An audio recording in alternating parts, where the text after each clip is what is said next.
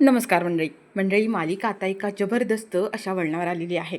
इकडे ऋषीचा आणि कमळीचा दोघांचा सुद्धा साखरपुडा आता ठरलेला आहे. पण कामिनीला मात्र तो साखरपुडा होऊ द्यायचा नाही आहे आणि त्यासाठी आता तिने असा काही प्लॅन केलेला आहे. तिला कमळीचं भांडं फोडायचं असतं. कमळी राजांची मुलगी नाही आहे हे तिला सिद्ध करायचं असतं आणि तसे तिने आता पुरावेसुद्धा गोळा केलेले असतात. पण या सगळ्यामध्ये आता ऐन वेळेला गौरीने सगळ्यांच्या समोर येत कमळी ही स्वतःची आणि राजांची सक्की मुलगी असल्याचं सत्य समोर आणलेलं आहे. आणि आणि कामिणीचा आणि रागिणीचा जो काही भूतकाळ आहे, त्याने जो काही त्रास दिला आहे, ते सगळं काही आता इथे गौरीने सगळ्यांसमोर आणत कामिणीचं थोबाड फोडलेलं आहे. आता नेमकं हे सगळं कसं घडून आलं, काय घडलं, हे सगळं काही आपण पाहूया. पण त्याआधी तुम्ही जर आपल्या चॅनलवर नवीन असाल, चॅनलला अजूनही सबस्क्राईब केलं नसेल तर चॅनल आत्ताच सबस्क्राईब करून व्हिडिओला लाईक करायला विसरू नका. इकडे कामिणी नयनताराला भेटायला आलेली असते. खरं तिला ऋषीचं आणि कमळीचं लग्न मोडायचं असतं आणि त्यासाठी आता ती नयनताराचे कान भरायला सुरुवात करते. ती म्हणत असते की जिला तुम्ही महाजनांची नात समजताय, ती खरंच महाजनांची नात आहे का याची शहानिशा करून घ्यायला हवी. पण हे सगळं आता गौरीसुद्धा ऐकत असते. गौरीला माहीत असतं की हिला ऋषीचं आणि कमळीचं लग्न झालेलंच नको आहे आणि त्यासाठी ती काही करू शकते. गौरी ह्या सगळ्या गोष्टी काही ऐकत असते. पण नयनताराने सुद्धा आता इथे कामिणीचं काहीच ऐकून घेतलेलं नाही आहे. नयनताराला सुद्धा आधीच माहीत असतं की कामिणी हे सगळं काही मुद्दाम करते, कारण तिला ऋषीचं आणि कमळीचं लग्न होऊ द्यायचं नसतं, कारण अनिकाचं ऋषीवरती प्रेम आहे हे सुद्धा तिला चांगलंच माहीत असतं.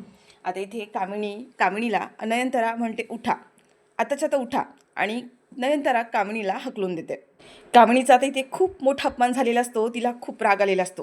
ती जाता जाता म्हणते की हा साखरपुडा होतो कसा मी बघतेच, ऋषीचं लग्न होणार ते माझ्या अनिकाशीच, असं म्हणून ती बाहेर निघून जाते. तर इकडे आता गौरीला मात्र खूप मोठं टेन्शन आलेलं. गौरीला माहिती आहे की ऋषीचं आणि कमळीचं लग्न मोडण्यासाठी ह्या दोघीजणी काही करू शकतात, अगदी कोणत्याही थराला जाऊ शकतात. ऋषीचा आणि कमळीचा साखरपुडा जर पार पाडायचा असेल तर मलाच काहीतरी करायला हवं. कामिणीकडे घरी येते. अनिका म्हणते की काय झालं ग्रॅनी, तू बोलीस नयनतारा आंटीशी, त्यांनी मोडलं का लग्न, त्यांनी नकार दिला का? इथे आता कामिनी म्हणते की नाही, असं काहीच नाही झालं. त्या नयनताराने तर माझा अपमान केला आणि घरातून हाकलून दिलं. आता इथे अनिका म्हणते की म्हणजे तू काहीच करू शकलीस नाही, तू मला फक्त खोटे खोटे शब्द देते की माझं आणि ऋषीचं लग्न होईल, पण तसं काही होणारच नाही आहे. तू तू काहीच करू शकणार नाही आहेस. कामिनी म्हणते अगं असं नाही आहे, आपला हा फक्त एक प्रयत्न होता. मला माहीत होतं की ही नयनतारा तयार होणार नाही आहे, पण आपल्याकडे एक मोठा हुकमाचा एक्का आहे. तुला माहिती आहे ही कमळी राजांची आणि गौरीची मुलगी नाही आहे. अनिका म्हणते बघ आता त्याचं काय करायचं, आपल्याकडे काही पुरावा आहे का? मला हे लग्न झालेलं नको आहे. आता इथे कशी तरी कामिणी तिला सावरते आणि म्हणते की तू काळजी करू नकोस. जसा त्या कमळीने तुझा आणि ऋषीचा साखरपुडा मोडला ना, तसाच मला तिचा साखरपुडा मोडायचा आहे. ऐन साखरपुड्याच्या दिवशी मी तिचा खरा चेहरा सगळ्यांसमोर आणेन आणि तेही पुराव्यासकट. अनिका म्हणते काय करणार आहेस, काय करणार आहेस तू? तू आतापर्यंत काही करू शकली नाही आहेस, तू असं काय करणार आहेस? आणि त्यावेळेला आता कामिनी तिच्याकडे जो असलेला प्लॅन आहे तो प्लॅन अनिकाला सांगते. आणि त्यानंतर आता अनिकाची खात्री पटली की म्हणजे आता ऋषीचं आणि कमळीचं लग्न नक्कीच मोडू शकतं. इकडे कमळी आता ऋषीची वाट बघत असते, कारण तिला ऋषीशी बोलायचं असतं. आता इकडे ऋषी कमळीला भेटायला येतो आणि त्यावेळेला कमळी आता ऋषीला सरळ सरळ सांगते की मला हे लग्न करायचं नाही आहे, तुम्ही ह्या लग्नासाठी नकार द्या, कारण अन्नपूर्णा आजींना त्रास होईल म्हणून मला ह्या लग्नाला नकार देता येत नाही आहे. पण आता ऋषी म्हणतो की कमळी, मलासुद्धा तुझ्याशी तुझ्या मनाविरुद्ध लग्न करायचंच नाही आहे, पण मला माझ्या आईचा शब्द मोडतासुद्धा येणार नाही आहे. आणि अन्नपूर्णा आजींना मी नकार दिला काय किंवा तू नकार दिला काय सारखाच, तू नकार दिला तरी त्रास होणार आहे आणि मी जरी नकार दिला तरी सुद्धा त्यांना त्रास होणारच आहे. कमी तुला काय वाटतं, मी नकार दिला तर अन्नपूर्णा आजींना आनंद होणार आहे का? त्यांना त्रास व्हायचा तर होणारच आहे ना. तेवढ्या तिथे बंडा येतो आणि म्हणतो की कमी, ऋषी सर बोलतात ते खरं आहे. बघ ना, अन्नपूर्णा आजींना तुझं ऋषी सरांशी लग्न करायचं आहे, कारण त्यांना तुझं सुख पाहायचं आहे. आणि डॉक्टरांनी काय सांगितलं आहे की अन्नपूर्णा आजींच्या मनाविरुद्ध कोणतीही गोष्ट झाली तर त्यांना त्या गोष्टीचा त्रास होऊ शकतो. तू स्वतः नकार देऊ शकत नाही आहेस, पण जरी ऋषी सरांनी जरी नकार दिला तरी आजींच्या मनाच्या विरुद्धच होणार आहे. त्या गोष्टीची सुद्धा ते काळजी करणारच आहेत ना, त्यांना सुद्धा त्या गोष्टीचा त्रास होणार आहे. मग तू नकार दिला काय आणि ऋषी सरांनी नकार दिला काय, सारखंच होतं. आता ऋषी सुद्धा म्हणतो की मी सुद्धा तुला कमी हेच सांगतोय, कमी माझं तुझ्यावरती प्रेम आहे, पण तुझ्या मनाविरुद्ध मला लग्न करायचं नाही आहे. पण आत्ता मी लग्नाला तयार झाले ते फक्त आईच्या आणि अन्नपूर्णा आजींच्या शब्दासाठी.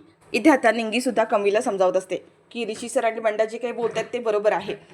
जरी ऋषी सरांनी नकार दिला तरी अन्नपूर्णा आजींना त्रास होणारच आहे. आणि डॉक्टरांनी काय सांगितलं तू विसरली का, आजींच्या कुठलीच गोष्ट मनासारखी व्हायला नको, त्यांना आनंदी ठेवायचं आहे. आणि तुझं आणि ऋषी सरांचं लग्न झालं ना तरच ते आनंदी होणार आहेत. कमळीला तिथे काय करावं काहीच कळत नाही आहे.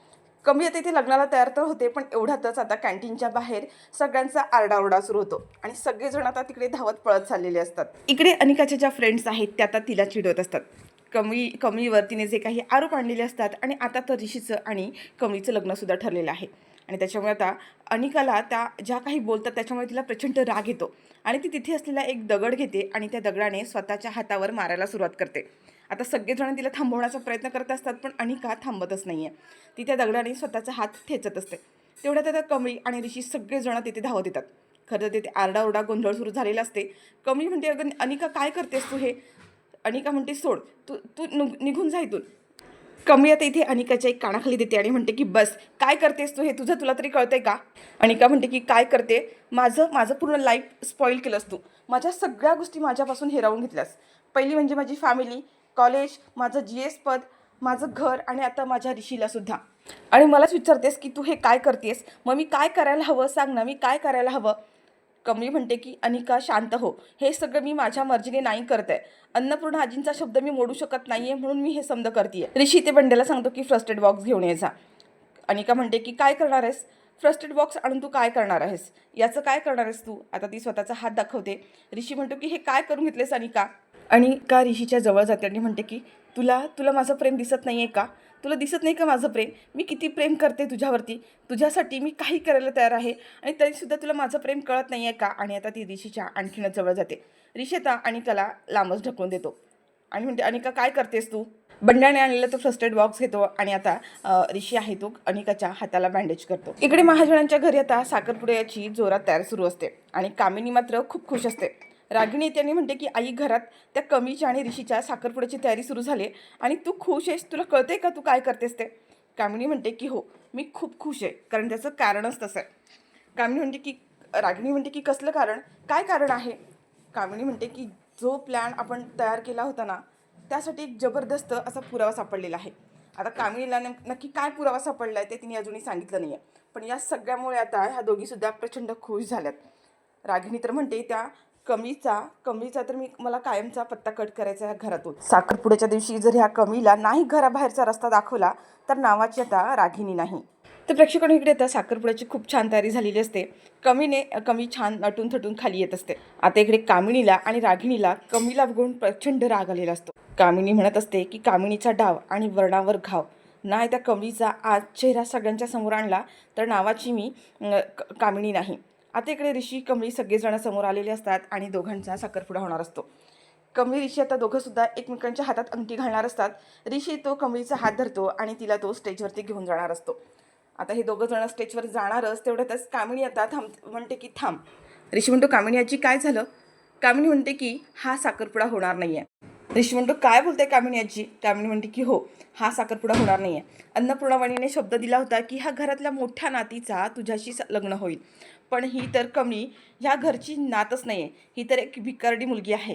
हिने आत्तापर्यंत सगळ्यांना फसवलेलं आहे. ही अन्नपूर्णा वहिनीची मोठी नात नाहीच आहे, राजांची मुलगी नाहीच आहे. ही खोटारडी आहे. ऋषी म्हणतो की हे सगळं काय चालू आहे?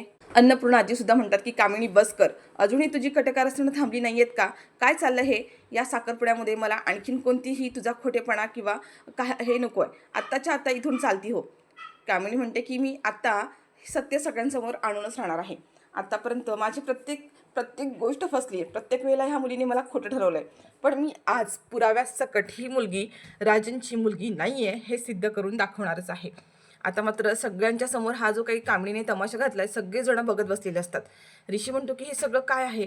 आणि आता इथे राजन आणि कमळी मात्र दोघंसुद्धा घाबरलेत. दोघांनासुद्धा काही कळत नाही आहे. कमळी म्हणते की यांना कळलं असेल का? यांना काही पुरावा सापडला असेल का की मी यांची मुलगी नाही आहे, नात नाही आहे ते? आणि जर ही गोष्ट आता आजींना कळली तर खरं तर कमळी खूप घाबरलेली असते. पण आता त्याच वेळेला इकडे जी सरोज म्हणजेच गौरी जी आहे ती गौरीसुद्धा तिथे आलेली असते. आता इथे एक सरोजला माहीत असतं की ही कामिनी काही ना काहीतरी नक्की साखरपुड्यामध्ये गडबड करणार आणि हा साखरपुडा मोडण्याचा प्रयत्न करणार. अन्नपूर्णाजी पुढे येतात आणि म्हणतात की कामिनी, हा सगळा काय प्रकार आहे? काय काय चालू केलेस तू हे सगळं? तू आत्ताच्या आता इथून निघून जा. कामिनी म्हणते की नाही वहिनी, आज मी तुझं ऐकणार नाही आहे. आज मी पुराव्यासकट ह्या मुलीचा खोटारडेपणा आणि तुझ्या लेकाचा खोटारडेपणा सगळ्यांच्या समोर आणणार आहे. कारण कामिनीच्या हातात असा काही आता पुरावा लागला आहे की तो पुरावा म्हणजे जेव्हा कमळीने या सगळ्यासाठी होकार दिलेला असतो की महाजनांची खोटी नात म्हणून जेव्हा ती येणार असते तेव्हा तिच्यामध्ये आणि राजांमध्ये जे काही डील झालं होतं त्याचे इकडे राजांनी काही पेपर्स बनवलेले असतात आणि तेच आता इकडे कामिनीच्या हाती लागलेले आहेत आणि कामिनी आता तेच पेपर घेऊन इकडे समोर आलेली असते. राजांनी आता ती फाईल जेव्हा कामिनीच्या हातामध्ये पाहतो, राजांनी ते लगेच ओळखलेलं असतं. राजन पूर्णपणे घाबरलेला असतो. राजन म्हणतो की हे पेपर्स हिच्या हाती कसे काय लागले, आता काही खरं नाही आहे. अन्नपूर्णाजी ते पेपर्स आता हातात घेणार आणि ते वाचणार असतातच आणि तेवढ्यातच राजन म्हणतो की हे काय आहे, ही तर माझी कामाची फाईल आहे. राजन ते फाईल स्वतःच्या हातामध्ये ओढून घेतो. खरं तर ती अन्नपूर्णा आजीला बघूच देत नाही आणि तो म्हणतो की आई यांच्यावर काय विश्वास ठेवतेस तू, ही कामाची फाईल आहे. आणि तो कामिनीला म्हणतो की तुमचं काय चाललंय हा सगळा प्रकार, इथे दोघांचा साखरपुडा चाललाय आणि तुमचं ही काय सगळी नाटकं सुरू झालेत, ही आत्ताच्या आता सगळी नाटकं बंद करा. कामिनी म्हणते की नाटकं मी नाही, नाटकं तुमची चाललीत. इतके दिवस झाले ह्या मुलीला घेऊन तू नाटकं करतोयस, पण आज बस झालं. आज मी सगळं काही भांडण तुमचं फोडून टाकणार आहे. इथे आता राजन आणि कमळीला काय करावं काहीच कळत नाही आहे. कामिनी आता रागारागात जाते, कमळीचा हात धरते आणि कमळीचा हात धरून तिला म्हणते की बोल, तू तरी खरं बोल, तू महाजनांची नात आहेस की नाही. अन्नपूर्णा वहिनीच्या डोक्यावर हात ठेवून सांग की तू महाजनांची खरी नात आहेस का. आता कमळीला काय करावं काहीच कळत नाही आहे. कामिनी म्हणते की मी बोलले होते ना, हिच्या तोंडातून काही शब्दच निघणार नाही, कारण ही तुझी नात नाहीच आहे, ही एक नंबरची खोटारडी मुलगी आहे. आणि आता कामिनी इथे कमळीचा हात धरते आणि कमळीचा हात धरून तिला घराच्या बाहेर काढणार असते. तेवढ्यातच आता तिथे गौरी येते. गौरी आता कामिनीचा हात धरते आणि म्हणते की थांबा. आणि आता इथे सगळ्यांसमोर गौरीने जबरदस्त एंट्री घेत सगळं सत्य समोर आणलेलं आहे आणि सगळ्यांसमोर कमळी ही आपलीच मुलगी आणि राजेंची मुलगी असल्याचं सत्य तिने सगळ्यांच्या समोर आणलेलं आहे. ती सांगते की हो, कमळीच आहे अन्नपूर्णा आजींची नात, राजेंची आणि माझी मुलगी. आता मात्र गौरीला समोर आलेलं पाहून कामिनीच्या पायाखालची जमीन सरकली आहे. कामिनी म्हणते की ही खोटं बोलते, हिनेच मला सांगितलं होतं की कमी तिची मुलगी नाही आहे आणि आता म्हणते की कमी हिची मुलगी आहे. हे कसं काय शक्य आहे, हे शक्यच नाही आहे. आता इथे सरोजला म्हणजेच गौरीला समोर आलेलं पाहून कमळीला सुद्धा मोठा धक्का बसलाय की आई आता इथे कशी काय आली. कमळी तर घाबरलेली असते, पण आता इथे गौरी कसलाही विचार न करता कमळीचा हात धरते आणि म्हणते की कमी, मी तुझ्या बरोबर आहे, तू घेतलेला निर्णय हा योग्यच आहे, तुला घाबरायची गरज नाही आहे. आणि आता गौरीने सगळ्यांसमोर कमळी आपली स्वतःची मुलगी असल्याचं सगळ्यांसमोर सिद्ध केलेलं आहे. सगळ्यांना तिने पटवून दिलेलं आहे.